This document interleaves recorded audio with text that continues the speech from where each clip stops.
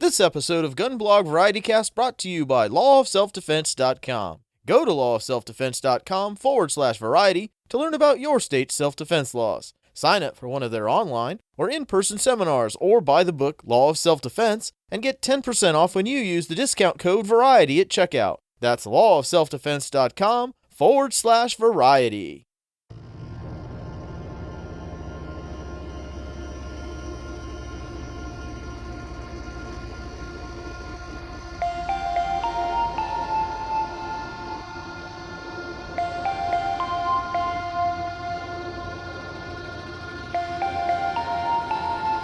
Sit back, relax, and take a ride with us on the GunBlog VarietyCast, episode 84.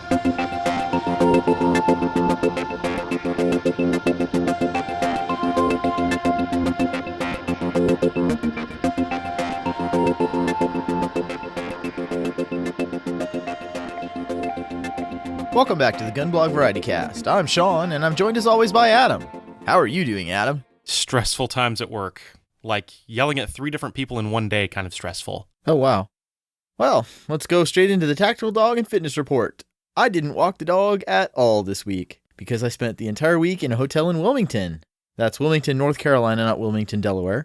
In fact, that's where I recorded all the segments this week, in a hotel in Wilmington.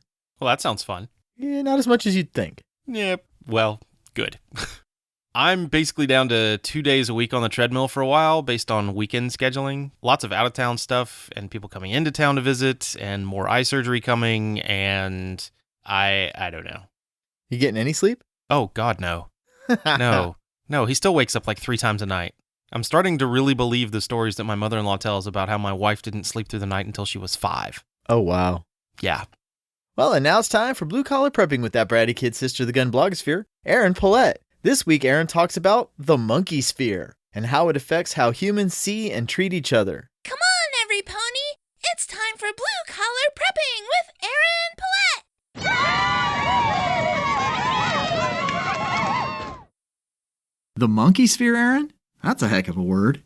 It is, isn't it? But despite how silly it sounds, it's actually a very important concept that helps explain why humans are callous to some people and deeply caring about others, which is an important thing to know if you are preparing for a disaster, because it not only informs how society as a whole will react, but also how our own prepper group dynamics operate. The term Monkeysphere was coined in 2007 by David Wong of Cracked, and as much as it pains me to give Cracked credit for anything, it's actually a very meaningful and catchy way to describe the concept known as Dunbar's number. In the 1990s, anthropologist Robin Dunbar was studying how primates socially interacted with each other and found that average social group size corresponded to brain size. On a lark, Dunbar applied this number to humans, who are also primates, and found that the correlation remained true. So the term Monkeysphere describes the number of social relationships a primate can indefinitely maintain. The average number for humans is 150 friendships, and anyone who falls in that category is said to be within your Monkeysphere. Beyond that limit, your brain has trouble managing the effort needed to care about these relationships. You can maintain about 500 acquaintances, and your absolute limit is around 1,500 people whose faces you just recognize. For more explanation on how this works, I encourage listeners to read the article The Limits of Friendship listed in the show notes. Now, what's interesting about this Monkeysphere is that the number shows up as the optimum size for many large units. For example, the average group size of modern hunter-gatherer societies is 148 people, and so we can postulate that our ancient ancestors used groups this size as well. What's more, militaries from as far back as the Roman Empire to as recently as today use units within Dunbar's number.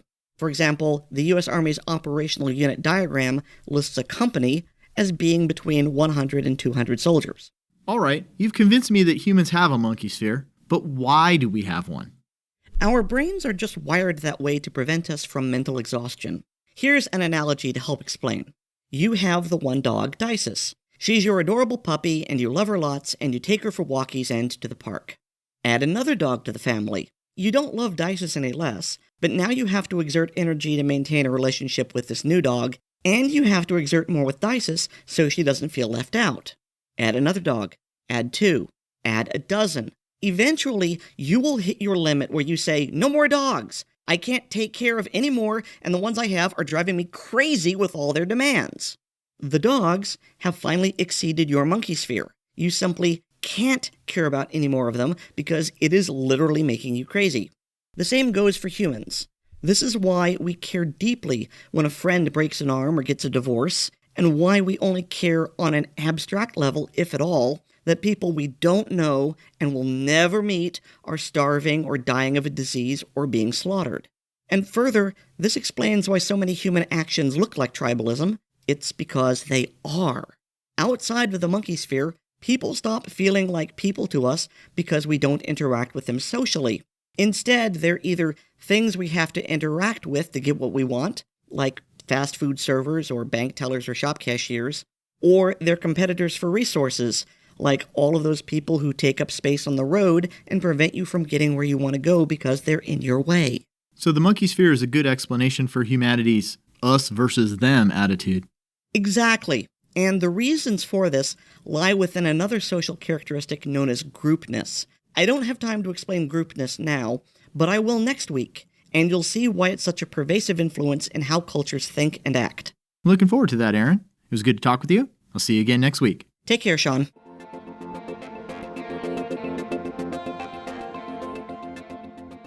If you'd like to read more from Erin, check out her blog, lurkingrhythmically.blogspot.com. Felons behaving badly. Durham police identify victims in double homicide. Dateline, Durham, North Carolina. Police were investigating a Friday morning double homicide in Durham. Officers responded around 12:20 a.m. to the 100 block of Lodge Street after officers in that area heard gunshots. Police said they found a man and a woman dead inside a car that had crashed into a minivan. Nearby residents said they heard about 7 shots. Pow, pow, pow, pow, pow, then a boom, Fontella Bass said. We looked out the window and there was a car accident. Natividad Flores, who owns the minivan, said he didn't hear anything until his car alarm went off. Police identified victims as Victim 1, 40, and Victim 2, 34, both of Durham. But investigators haven't released any other details, such as possible motive or potential suspects. Many in the neighborhood said they were frightened, but not shocked by the shooting. Bass said hearing shots is not uncommon, and there have been several violent acts in the area since she moved in 2014. We done had like 3 shootings, 2 killings, and this guy I used to rent from got shot, she said, adding that one of her neighbors was killed in November while standing outside about a block away. It's scary. Despite the violence, Bass said she has no plans to move. With God, I'm okay, I believe. I have faith, she said. Yeah, God gave you the 2 feet to walk out of the neighborhood. Just saying. One of the interesting things about news stories like this is you can always tell something about the victims when the only pictures they can find to put in the newspaper about the victims come from the portrait department of the Durham County Sheriff's Office. Oh, you mean so like when you go get your... Oh, wait, no, that's at the DMV. No, when you see bricks behind them, Yeah. that's not the DMV. Right. Yeah. They're kind enough to, like, cut out the part where they're holding the little plaque that has their numbers, or whatever they do nowadays. But it's very clearly these are mug shots that they're showing for the victims. Like, so it's not like they drug them out of the car, shot, bullet holes in them, and then, like, got these photos afterwards. These are booking photos from previous run-ins with the police. So, Victim 1, possessed Schedule 6, misdemeanor, pre-structured. Driver's license revoked, misdemeanor, Class 1. 2 counts, drug paraphernalia, used possessed, misdemeanor, Class 1. Unauthorized use of a motor conveyance, misdemeanor, Class 1. Assault on a female, misdemeanor, Class A1. Assault on an officer, state employee, misdemeanor, Class A1. Felony breaking and entering, felon, Class H. Habitual misdemeanor assault, felon, Class H. Larceny over $200, felon, Class H. Possessed with intent to sell controlled substance, felon, Class H. Possessed with intent to sell, Schedule 2, felon, Class H. Possession of a firearm by a felon, felon, Class G. 8 counts. Robbery with a dangerous weapon, felon, Class D. And 1 count of robbery with a dangerous weapon, aid and abet, felon, Class D. So, nice guy. And so who was his female companion also shot and killed in the car? Larceny, misdemeanor class 1. Assault with a deadly weapon, executive legislative officer, felon class F. Conspiracy. Assault with a deadly weapon, inflicting serious injury, felon class E. So not exactly an innocent bystander. I'm sure they were just turning their lives around. Well, she's mocked everyone else, so why not Hillary? Nikki tells us what she thinks about Clinton and her foreign policy.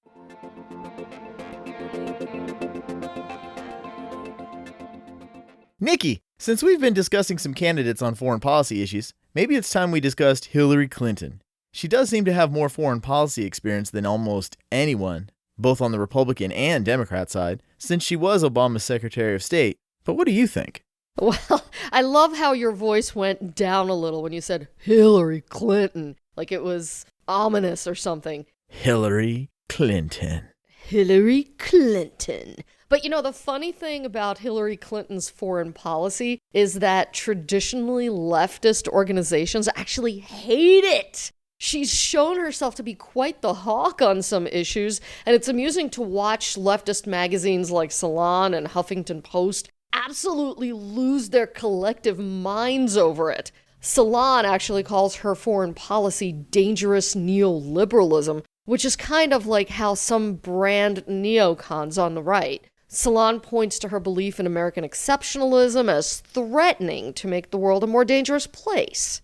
Huffington Post brands her foreign policy as disingenuous. It points to the Obama administration's decision to intervene in Libya as inexcusable and totally questionable in terms of international law. HuffPost says the UN's no-fly zone decision didn't authorize expanding that no-fly zone into bombing Libya until Gaddafi was tossed out on his ass. So the United States, Great Britain, and France had to turn to NATO to provide some semblance of diplomatic cover for that operation. The HuffPo doesn't like that, and Hillary was obviously a major part of that decision-making.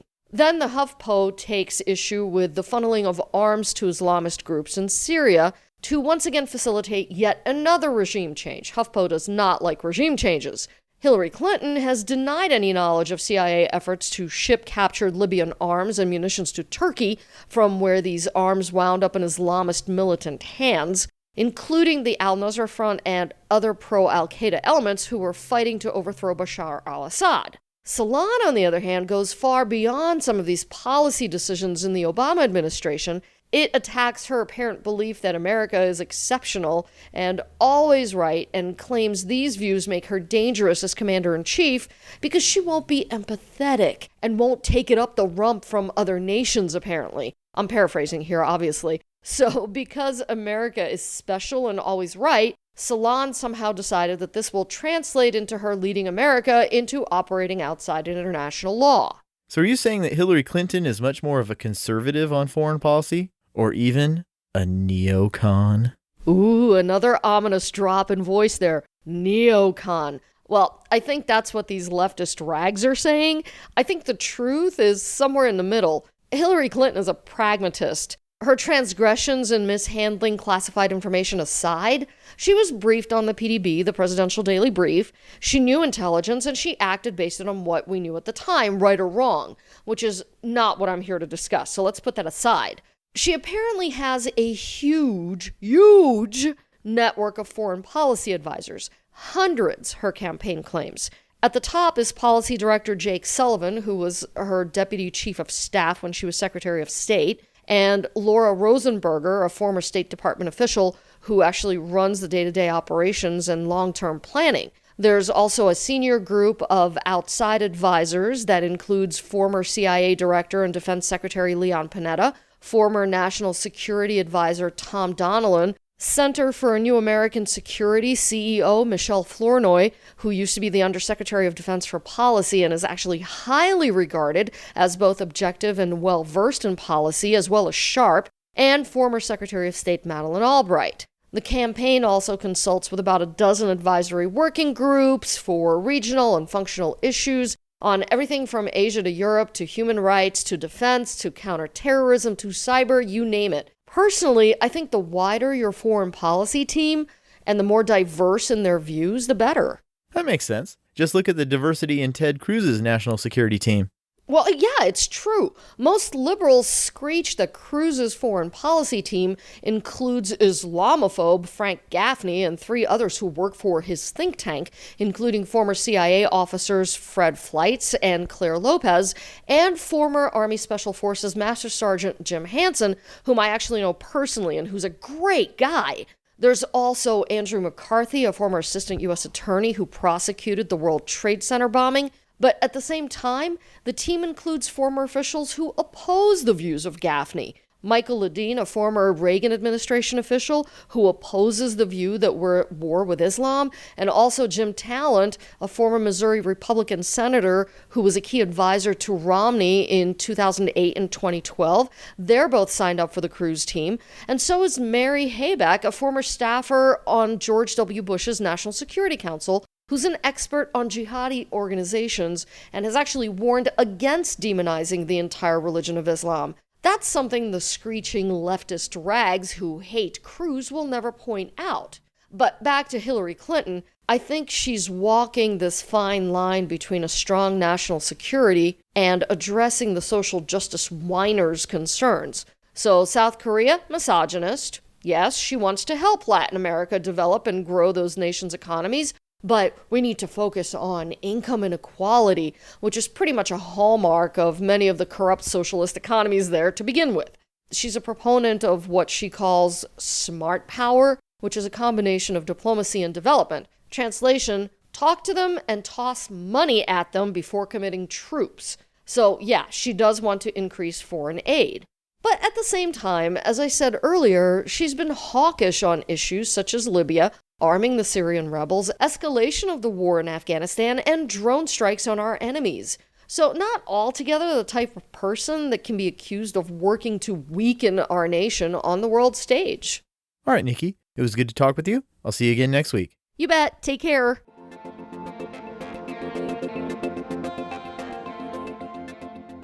Nikki blogs at thelibertyzone.com. Plug of the week. The vocal booth to go, carry on vocal booth.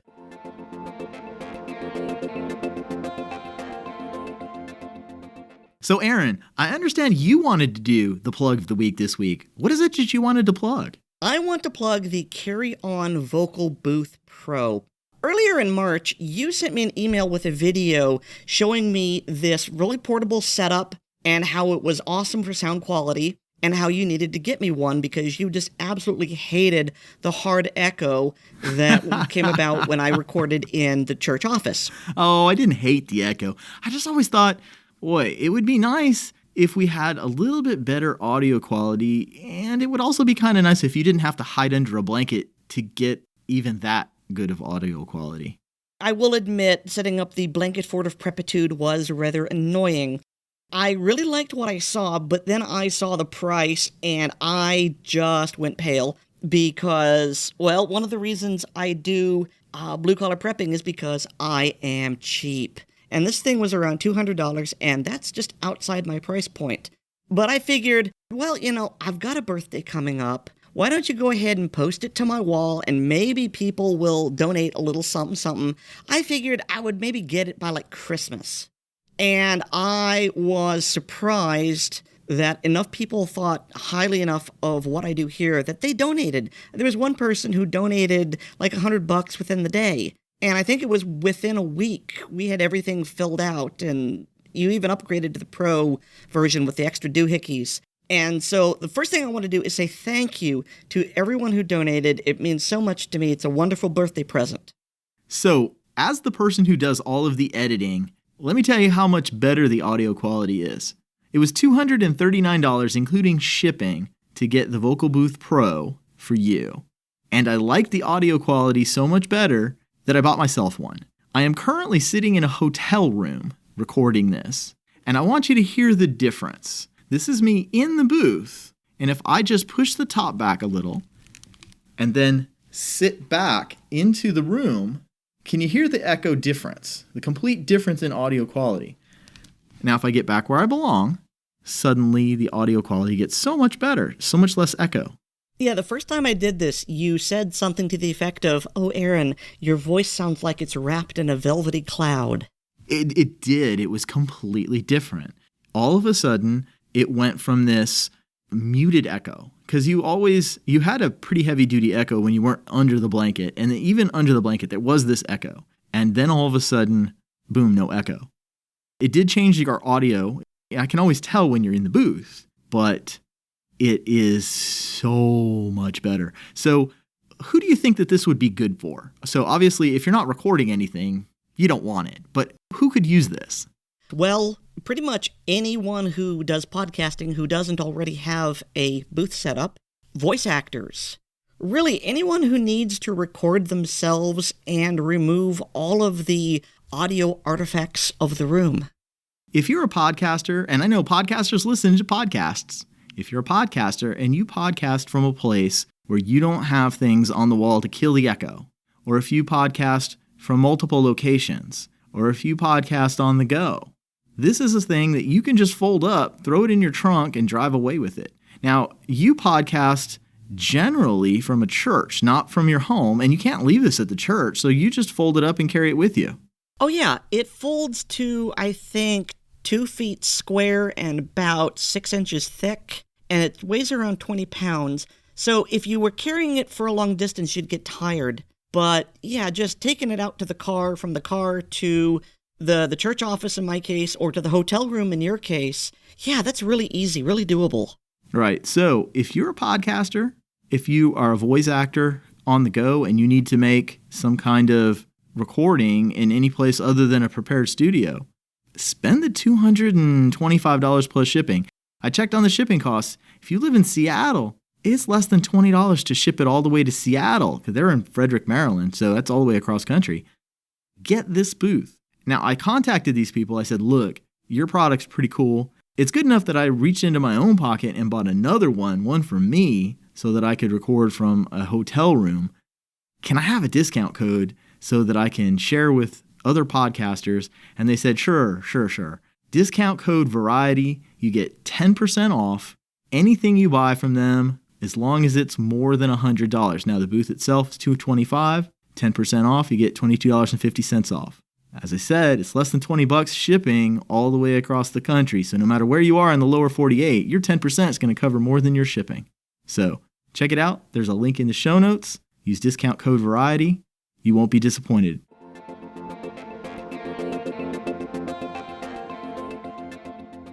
Erin did a full review of the booth on her blog. There's a link in the show notes. I should point out that this got delivered Monday in the evening, and I left for Wilmington in Monday in the morning. So that means I had to drive back 2 hours from Wilmington to pick it up, because it was that or do all of the segments underneath a blanket again, which sucked. Well, that could have been fun. All by Like a myself little under kid. a blanket? No, it's no fun. Yeah. No? No. Okay. So check out the link for vocalbooth2go.com. Take a look at some of the other stuff they've got too. The Carry-On Vocal Booth Pro is pretty cool if you're doing, on-the-go stuff. They've got some pretty neat other stuff too. If you got a child who's learning how to use a trumpet, you got any idea how annoying that is? They honking that stupid thing and annoying the neighbors and scaring the cat. Well, how expensive are those things? So they've got this 3x3 soundproofer booth. It's portable. You can set it up and take it down, and so it's not like a permanent addition to your house or anything. You set it up in the corner of your garage or set it up in the corner of a room or something, and they can practice inside it and not annoy the neighbors and scare the cat. They have a video of this particular booth. There's a lady who's singing, and I don't care how good of a singer somebody is, if they're living in an apartment complex and they keep singing and singing and singing and singing, the neighbors are going to want to kill them. The lady sits inside this booth and sings, and from the next apartment over, you cannot hear her. And it is amazing. I was like, that's pretty cool. So check it out. Anything you buy, as long as it's $100 or more, use discount code Variety and you'll get 10% off. So strange things are afoot at the Target. Beth Alcazar relates some of those strange goings-on in and around the discount department store and how you can keep yourself safe.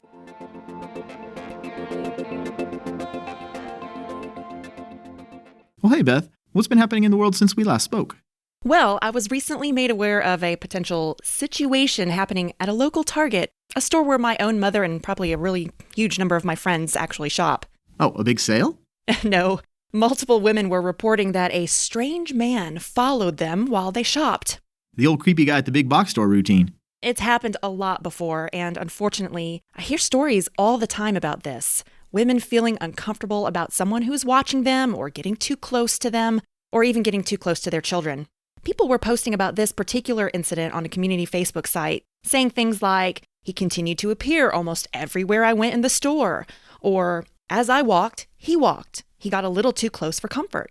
So apparently this guy made a real large number of women feel pretty creeped out, and they reported his odd behaviors to the management. Some ladies told me that the manager didn't really care or do anything, but all I know is that a lot of people were bothered by this, and they were looking for answers, especially since just the week before, a woman was abducted outside another local Target and held at gunpoint for at least 2 hours while she was forced to withdraw money from various ATMs.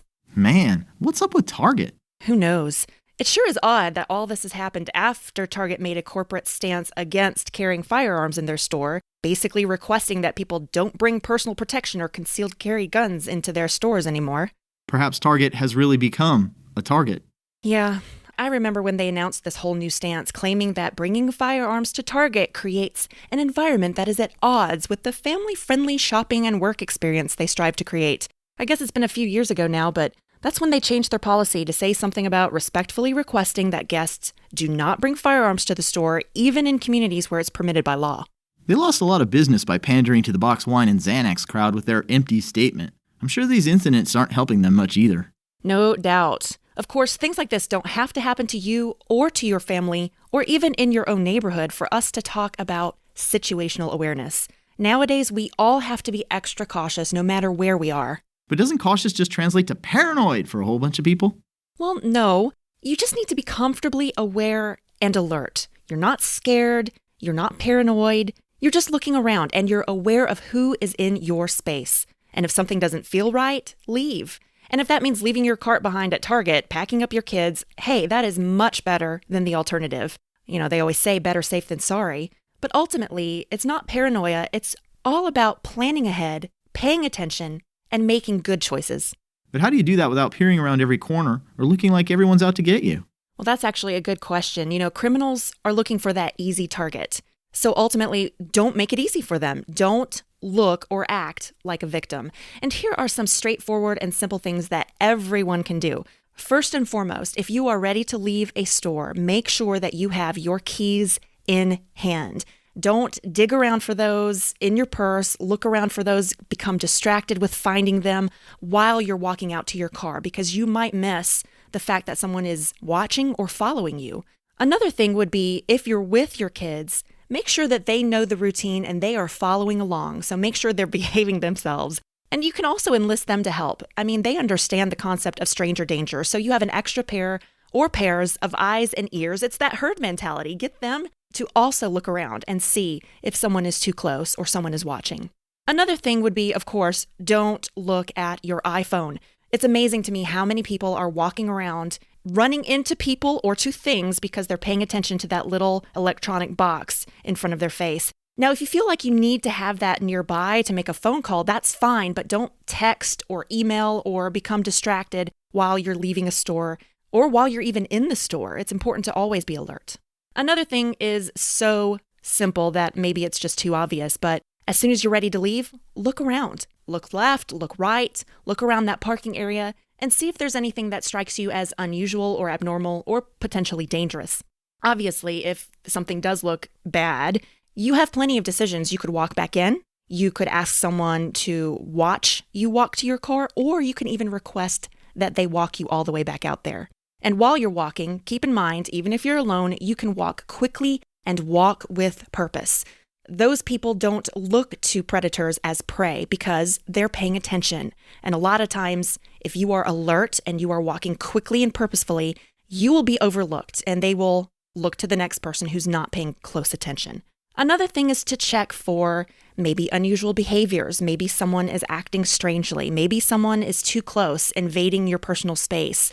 Maybe this person is wearing sunglasses indoors or wearing a big, heavy jacket when it's warm outside. Look for those things and look for nonverbal communication. Since nonverbal communication like eye contact, gestures, posture, a lot of those things are unconscious, we can count on those to be more truthful and more honest.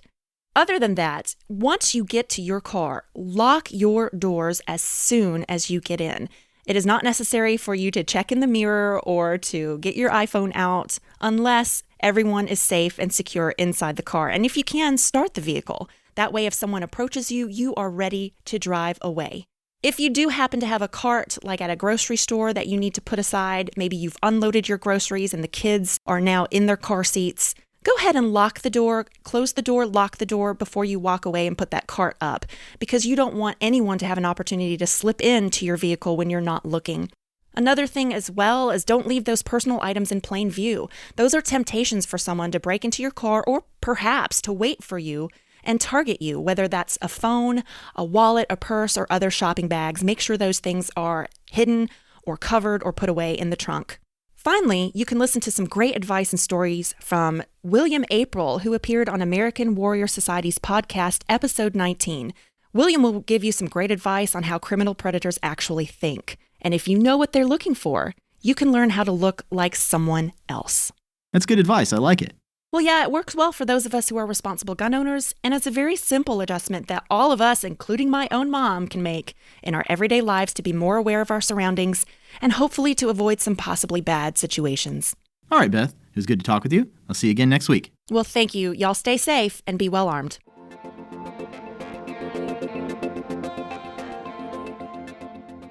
You can read more from Beth at usconcealedcarry.com/blog and click on Pacifiers and Peacemakers in the left sidebar.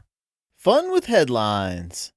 Well, I think this one made national news, but here's the local headline. Tennessee Representative, ISIS should be allowed to recruit at state universities. A state lawmaker from Knoxville said Wednesday that ISIS should be allowed to recruit at the University of Tennessee and other state universities. Wait. Adam, I would expect the state rep from Flint, Michigan to say something like this, but from Knoxville? During discussion about a bill protecting free speech on college campuses. Oh. The bill, called the Tennessee Student Free Speech Protection Act, is sponsored by Representative Martin Daniel, Republican, Knoxville, and would require the governing boards of Tennessee higher education institutions to adopt a policy on freedom of speech and expression.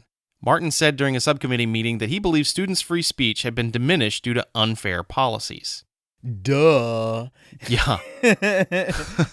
Thank you, Captain Obvious. So somebody's been paying attention. Martin's response came after a question from Representative John DeBerry Jr., Democrat Memphis, challenging whether all speech should be considered free.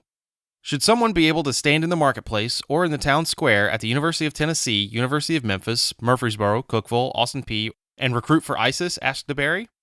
Yes, so long as it doesn't disrupt the proceedings on that campus. Yes, sir. They can recruit people for any other organization or any other cause. I think it's just part of being exposed to different viewpoints, said Daniel. DeBerry argued that the world had changed in recent years. There are young people who are not ready yet. They're half-baked, half-cocked, who are recruited to work against their own parents, their own nation, and I would be concerned as a parent and a citizen, DeBerry said. Free speech is one thing, being stupid is another. Now, I've got in the show notes a link to the video of this exchange. The thing he said right before that was that there were students who might speak out against the university or against the administration. He then followed that with, does free speech mean that you don't protect what we believe?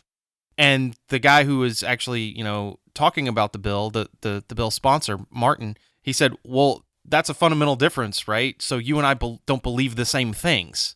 He then went on to say that students already weren't allowed to talk about religion at school, which of course is completely false.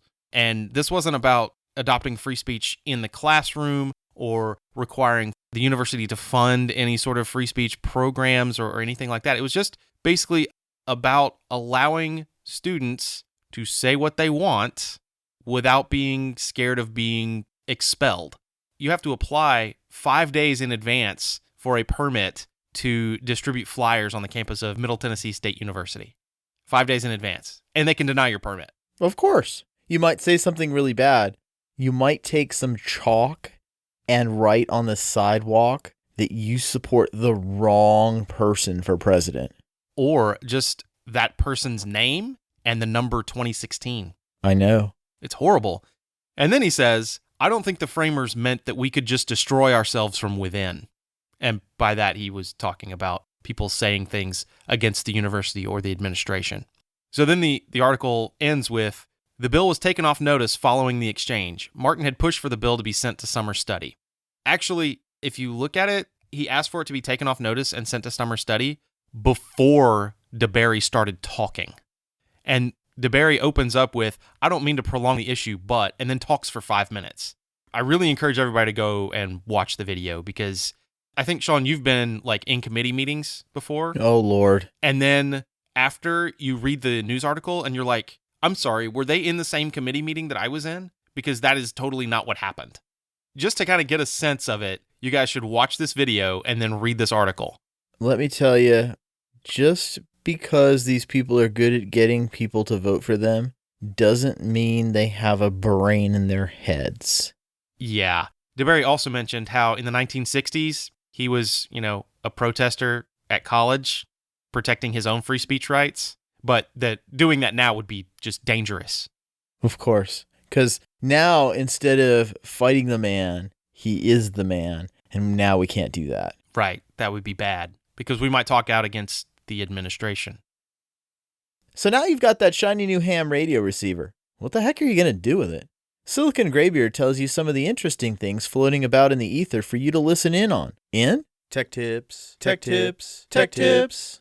You are damaging my calm. Tech Tips with Silicon Graybeard.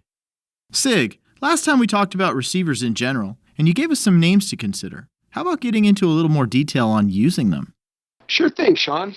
Let's start with shortwave broadcasting and start with, why do I care? If you're listening to this, I'm guessing you're likely to be a gun owner, and if not an active prepper, you're aware of and sensitive to the idea of prepping. Compared to the average person, you're much more likely to have a self-reliant streak and lean toward a don't tread on me kind of independent worldview. I'm also getting you pretty much detest broadcast or cable news. The U.S. media generally runs from far left statist to moderately middle of the road. Here's a clue. If you think Fox News is hard right media, you just may be happier listening to CNN than to other viewpoints from around the world. Shortwave can give you more information about what's going on in the world, told through different points of view. An important thing to know about shortwave listening is that broadcasters target their programming to be during local evening, so you'll hear what they target for your region in the evening prime time. The exact areas that you can hear signals from vary with the frequency, the time of day, the time of year, and solar geomagnetic activity. In general, during the day, the bands above 12 megahertz, perhaps as high as the 21.4 megahertz band, will have signals. In the evening, frequencies from 4.75 megahertz up to 11.6 to 12.1 megahertz range will be better.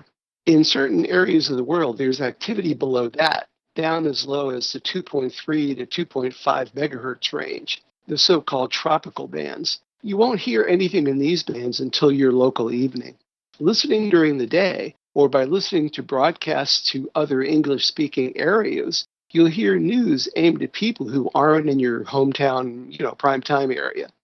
The shortwave broadcast bands are typically used by 3 different classes of stations: large government broadcasters, religious broadcasters, and increasingly other voices. Large government voices are things like the Voice of America, the British Broadcasting Corporation, the Voice of Russia, China, and most other nations. The biggest of them have relay stations around the world so that they can get their message everywhere with a stronger signal. Religious broadcasters have been on shortwave since the earliest days of shortwave broadcasting. HCJB, which stands for Heralding Christ Jesus' Blessings in Quito, Ecuador, has been on the air since 1931. Today they're joined by many others, and I'll include Vatican Radio here, although you might also consider them a government voice. The other voices include what's recognizable as American talk radio. While I've never heard Rush or Beck or other big syndicated voices, I have heard Alex Jones and some others. While the BBC can be hard to distinguish from China Radio International or even CNN in some of their politics and anti-gun talk, you'll hear different viewpoints. The big broadcasters, though, cover news in their corner of the world much better than the American media does. While you're getting the 5th story about the MoveOn.org anti-Trump protests on CNN or Fox, Cold Israel will have a story about, say, an attack on an Israeli or American citizen. while the independent broadcasters might tell you more about attacks on a French girl by so-called Syrian refugees. The pirate broadcasters can literally be on any frequency and in any mode. There's a tendency to hang out below the 40-meter amateur radio band between 6.9 and 7.0 megahertz in upper sideband as a rough guide. But you'll need to keep up on current information from places like the HF Underground or Radio Reference. Pirates are unlicensed, and they play a game of tag with their country's monitoring police, the equivalent of the American FCC. If you're of a certain age, you'll recall the ZZ Top song, I Heard It on the X, about a pirate broadcaster off Mexico. That's in the spirit of the shortwave pirate. Pirates often use single sideband to get more miles per watt out of their transmitter, but I've seen several reports of broadcasts in regular AM. As for what the pirates are broadcasting, it's usually music mixed with the kind of politics you might expect out of people who disregard radio laws. A bit of anarchy?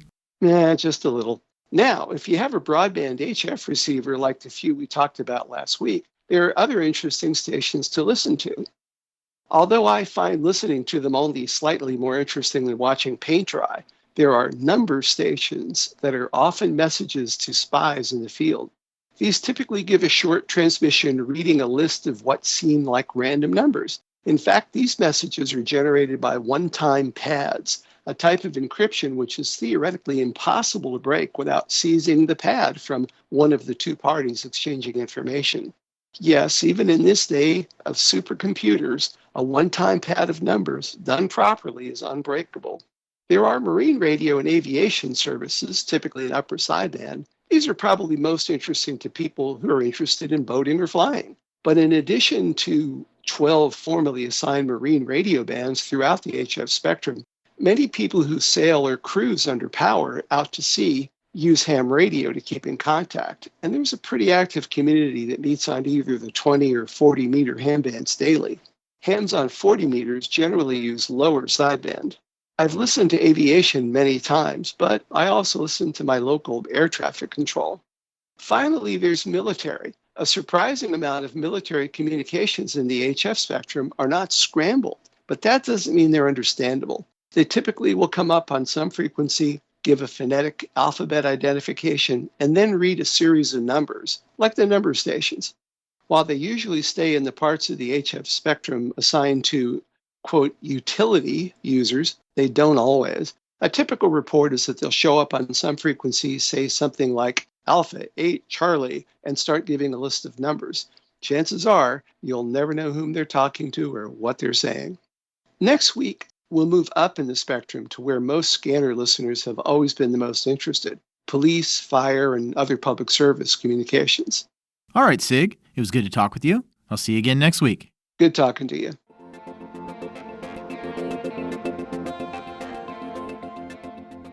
You can read more from Silicon Graybeard at thesilicongraybeard.blogspot.com. That's Graybeard spelled Graybeard, or email questions directly to sigraybeard, all one word, @gmail.com. The J Block. Safety Solutions Academy podcast, Friday 15. What non-shooters need to know about guns. Since I had a lot of time in the car this week in Wilmington, I checked out a couple of new podcasts. I saw that Paul Carlson was restarting his Safety Solutions Academy podcast, so I tried it out. Great production values, great audio, really good content. He does a weekly 15-minute podcast on Friday called, oddly enough, the Friday 15. This week's Friday 15 was What Non-Shooters Need to Know About Guns. Now, the episode was really good, but what was really awesome about it was the bit about what shooters need to know about non-shooters. He likened shooters to auto mechanics, and non-shooters to people like himself and, like me, people who have no interest whatsoever in fixing their car. Adam, you obviously like working on your car, right?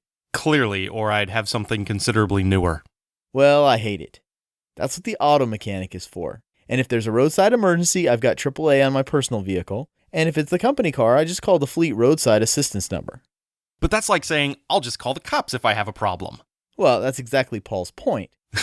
Even if you have zero interest in auto repair, you got to know how to change a tire, how to find the oil dipstick, how to put gas in it, how to check the air pressure in the tires. Kind of like you need to know how to not shoot yourself accidentally with a gun you just come across. Mm-hmm.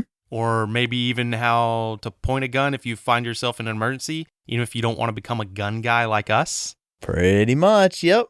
Blogger PDB likes to point out that we gun types are the far right-hand side of the bell curve. We tend to structure our lives around the hobby of guns, and ordinary people are just not like that. We need to remember that the world is filled with people who just need to know how to change their tire on the side of the road and call AAA for anything more serious than that. We're basically auto mechanics, and we need to stop looking down on people who just don't want to be like us. We need to teach them the skills they need to know. And if they decide they want to learn more, they'll let us know.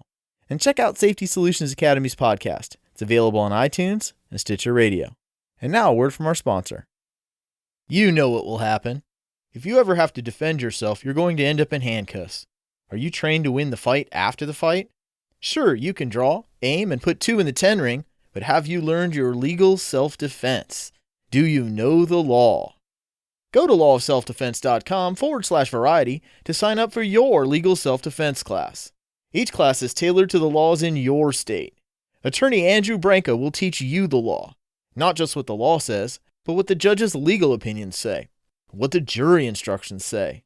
Sure, you could risk spending the rest of your life in prison because you followed the advice of some gun store counter jockey, or you could spend the day with the man who literally wrote the book on the law of self-defense. Carry a gun so you're hard to kill. Know the law so you're hard to convict. Go to lawofselfdefense.com/variety to sign up for a legal self-defense class in your state. And make sure to use discount code VARIETY at checkout to receive 10% off. This podcast runs on your donations. Go to GunBlog VarietyCast.com and click on the donate or subscribe button in the right sidebar. You can make a one-time donation of any amount or subscribe for as little as $2 a month. That doesn't sound like much, but we pay our server costs monthly. A little help from you is a big help to us. You call him Colin Goddard. Friend of the show Kurt Hoffman dubbed him the Alchemist. The anti-gunners think he's just dreamy. He spoke to CBS Sunday Morning, so it's time for another weird audio fisk in This Week in Anti-Gun Nuttery. So hey, Weird, what do you got for me this week? So CBS Sunday Morning on March 13th ran a show called Guns in America. It was a multifaceted attempt to show all angles of the gun issue in America, from an anti-gun perspective. They ran interviews with former NRA President Sandy Froman, as well as an interview with Lynn Russell and Chuck DeCaro, the CNN reporters who were robbed at gunpoint in their hotel room. And thanks to them being paranoid gun nuts, they killed their attacker and lived to have the interview unfairly cut up by anti-gun editors. Still, that's not what this segment's about. Go check the show notes and see the show from CBS. I'm after the anti-gun nuts, and boy did I find them. Today I'll be dealing with Colin, the Alchemist Goddard, the man who turned lead into gold. What do you think when you hear the slogan, "It takes a good guy with a gun to stop a bad guy with a gun"?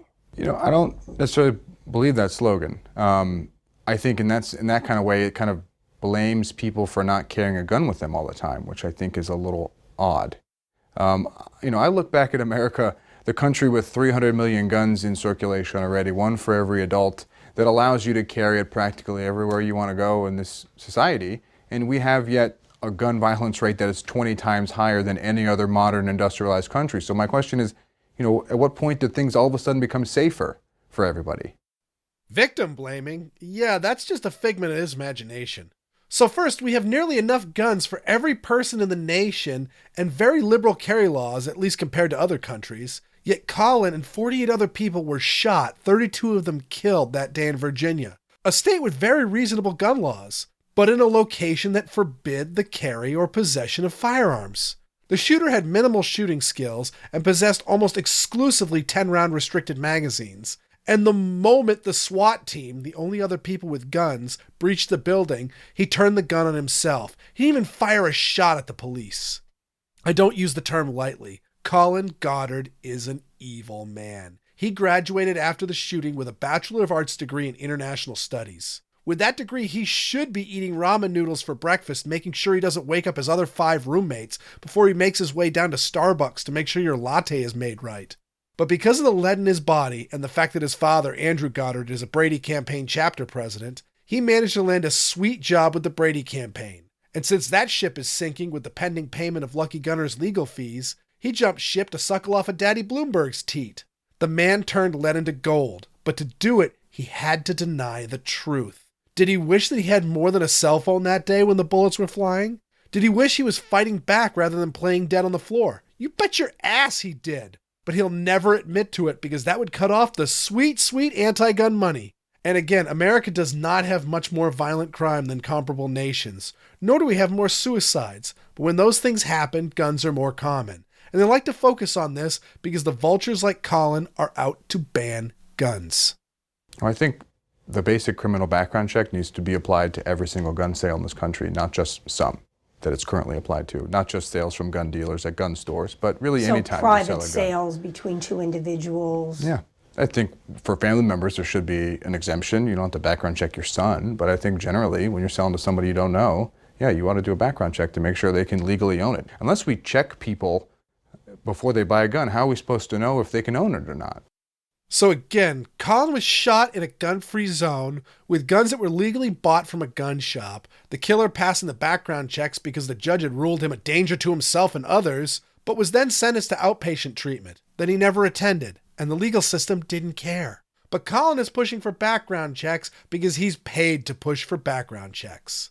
I love the not just at gun shops, but the law he's pushing for makes sales not at gun shops illegal. Also, the exemption for family members is quaint because many criminals get their guns from family members. He states, "We need to check to see if people can own the gun," while he was shot in one of the worst mass murders in recent years by a guy who legally passed a background check. And I know people who were caught with some weed 30 years ago when they were in college who are prohibited people now. How much sense does that make? Are you satisfied that there's now enough information in the system to keep the wrong people from getting guns? It's gotten so much better since Virginia Tech. It's been a great area of improvement. 8 or 9 states left that don't send these records in right. And so, we need to get to all 50 states doing this properly. Yeah, thanks to the NRA. The Brady campaign also sponsored the NICS Improvement Act of 2007, but they have zero legislative accomplishments since the 1994 assault weapons ban. So who do you really think pulled the bill across the finish line? Brady or the NRA? I'm not sold on NICS, but if we must have it, yeah, I agree with Colin. We should be reporting to the database as quickly and as accurately as possible. If you're really determined to get a gun and you can't get through the background check, you can always find a way to get a gun.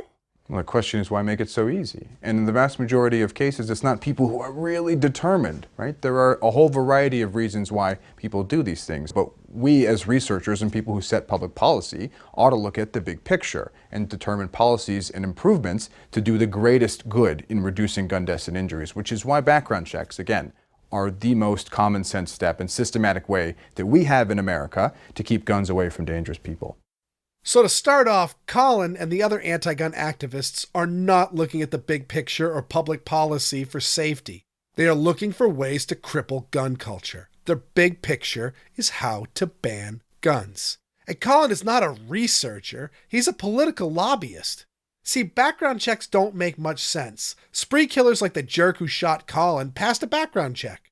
And the gang-infested inner cities where the real body count happens have established black markets for contraband. You can get a gun in South Central Los Angeles as easily as you can get a prostitute, or some heroin, or some crack.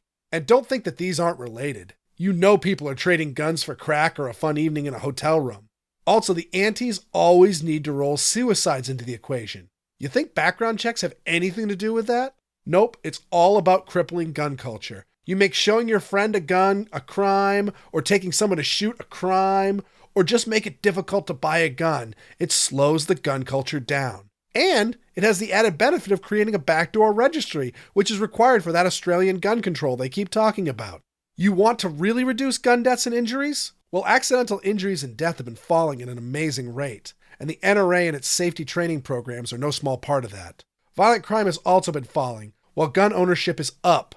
Meanwhile, Colin was shot in a gun-free zone, and spree killers are known to target these locations. If you just said, okay, we are going to do a better job with mental health, this will all go away? I mean, every country in this world struggles with people suffering from mental illness, right? Yet, in our country, we have a much higher rate of gun homicides and suicides compared to those countries. And so, I would put that more on the fact that we allow easy accessibility than these other countries, not anything to do with rates of mental illness. So again, the US doesn't have a drastically high homicide rate or suicide rate. So he's fretting about the method, not the end result. Again, because he wants to ban guns, not save lives. And he was shot by a mentally ill person who was declared mentally ill, though the judge's weak sentencing not only allowed him to buy guns, but also walk free unsupervised amongst the general population. Note that the only reason why we even know who Colin Goddard is, or why he's being interviewed for this dumb show, is because he was shot. Yet he ignores all the facts about his shooting to push an unrelated agenda that has been standard boilerplate of his masters since he was an unknown. It's blood dancing at its most revolting. All right, Weird. It was good to talk with you. I'll see you again next week. See you next week, Sean.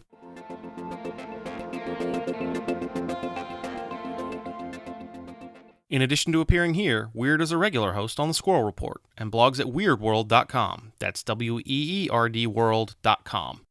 Stuff that grinds my gears. Rob Reiner. Well, isn't that everybody? Yeah. So Rob Reiner is now boycotting North Carolina. Okay, so how do I get him to boycott Tennessee? Because I really don't ever want to accidentally run into him in the street. Well, I'm not entirely certain that Rob Reiner has ever done anything in North Carolina before, so I'm not sure why anybody should care that he's boycotting North Carolina. Oh, that's like those people who say that they're going to boycott, say, I don't know, Walmart, even though they've never set foot in a Walmart in their entire lives? Yeah, I think that's the case. It's not that he's never set foot. He claims to have set foot in North Carolina, but he's never filmed a movie in North Carolina that we could tell. I mean, he has a list of all the movies he's produced and directed, and none of those movies appear to have been filmed in North Carolina, so why should we care? I don't know. Why should you care? Yeah, honestly, and even if he had filmed everything he'd ever done in North Carolina, why should we care what Rob Reiner thinks? In any case, if you haven't heard it by now, what rock are you living under? Apparently, it's a horrible thing that here in North Carolina, we have decided that if you have a penis, you should probably use the boys' bathroom. And if you don't, you should use the girls' bathroom. And what kind of clothing you are wearing while you do or don't have a penis really doesn't change anything. So basically, it's the same rule that we've had for like 1,000 years. For a while. Yeah. People need to educate themselves on what the backstory is and what was going on and why it got to this level. The city of Charlotte decided at some point that they were going to pass a rule that said anybody could use basically whatever bathroom they felt like using and nobody could stop them because all they had to say is, I identify as this, so you can't stop me. Wasn't there a guy in like Seattle? Oregon or Seattle? Yeah, it was Seattle who just like then decided to walk into a women's locker room while a teenage swim team was undressing? And that was the second time that he had gone into that particular locker room, yes. But that would never happen. No. But the only reason that this is a problem for us evil conservatives, and I am on the libertarian wing of the Republican Party, guys, so social conservative I am not. The only reason we care about this is because we hate trans people. Well, of course. Totally hate them. Hate. Hatersons. That's it. I want to let you guys in on a little secret here. Do you remember there was this big thing happened in North Carolina? There was this gay marriage amendment where if you were trying to get married to a person that happened to have the same plumbing that you had, that North Carolina passed an amendment to their constitution that said, no, you can't do that. I vaguely remember that. We did that here in Tennessee, too. And so did basically 2/3 of the states. Right. If it had gone to a constitutional amendment, it would have been a slam dunk, easy pass. Right. The sort of thing that would have been like a no-brainer it could have passed. The only way it could have been passed, over the objections of the number of people who objected to this was the way it went through the Supreme Court.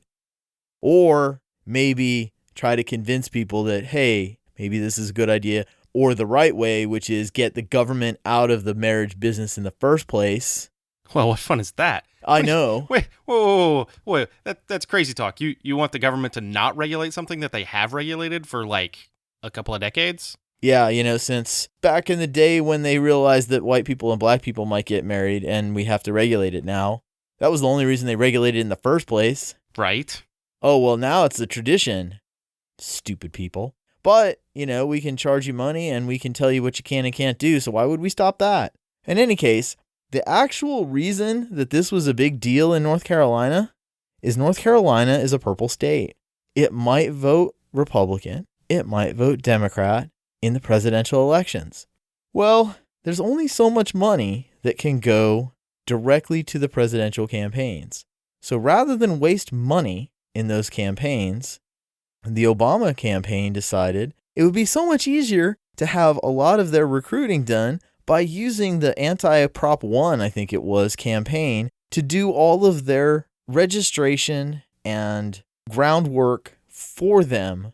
And it would fund itself because people would give money to this. And all of the money that went to that funded people who would knock on people's doors and recruit their friends and do all of the voter registration. And none of that had to come out of campaign funds. That's all it was. They knew they were going to lose. They didn't care. They knew they were going to lose and they knew they were going to get slaughtered. But that wasn't what this was about. It was about trying to get Obama over the line in North Carolina in that particular year. And guess what? They didn't do it. But it was close. It was extremely close in North Carolina. Well, they're trying to do it again. This was a wedge issue that was dug up out of nowhere by the Democrats who control the city council in Charlotte.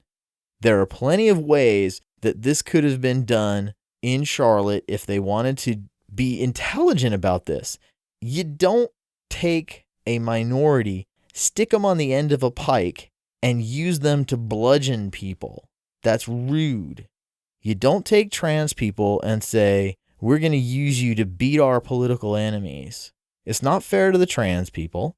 They don't deserve that. You could have said, we're going to build single-person bathrooms and just put a sign on it's male and female. Anybody can use it. We don't care. Wouldn't that be nice? There's no reason that we have to turn it into, oh, you can use whatever bathroom you want, because there are real serious issues with that. And then screaming that when we have a problem, that any person can go into any bathroom, and there are creepers who will use that we're calling trans people creepers. Funny. It's really not what we said. But since you can't answer the actual thing that we're saying, calling us bigoted is the next best step, right?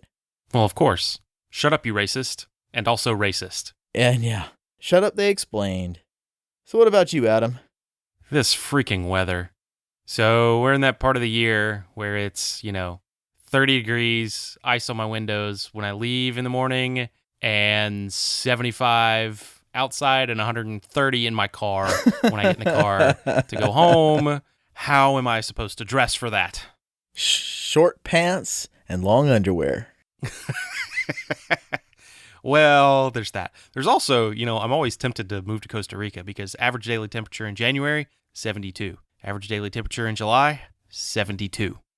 Okay. And one of my Facebook friends in Costa Rica keeps asking questions about we didn't realize it was his book he was asking questions about. Oh. It was kind of funny. He says, I need to get over a wall 10 feet tall.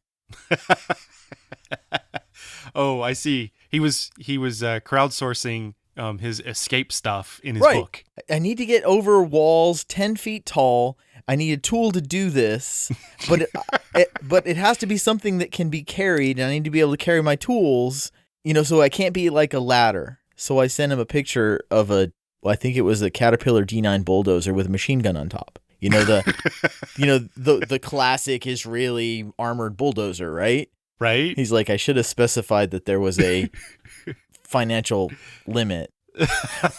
We couldn't figure out what he was doing in Costa Rica that he needed to get over walls. We thought he was just trying to get home. He's trapped in Costa Rica without his passport or something. Turns out he was writing a book. By the time we were done, we had crowdsourced him like a Mac Bolan novel. Because, getting over walls, carrying tools, we thought he was like doing himself a Costa Rican Batman novel. Because what does that sound? Jumping walls that are 10 feet tall, carrying tools? That's Batman right there, right? Well, yeah, I guess. Yeah. There you go. So, in any case, Costa Rica sounds like hey, get yourself a D9 bulldozer with a machine gun on top. And it's 72 degrees all the time. Awesome. Oh boy. Well, that's our show for the week. Thanks again to Rob Allen for our music. And Firearms Policy Coalition for their support. And thank you for listening to the GunBlog VarietyCast. Constructive criticism can be sent to Sean at SeanSorrentino.com. And hate mail to WizardPC at GunsCarsTech.com. Like and share us on Facebook. If you have Facebook. And if you receive this podcast through iTunes, make sure to leave us a glowing 5-star review. And if you don't receive this podcast by iTunes, subscribe already. I have an Android. Then use Stitcher Radio. Show notes can be found at gunblogvarietycast.com/episode 84.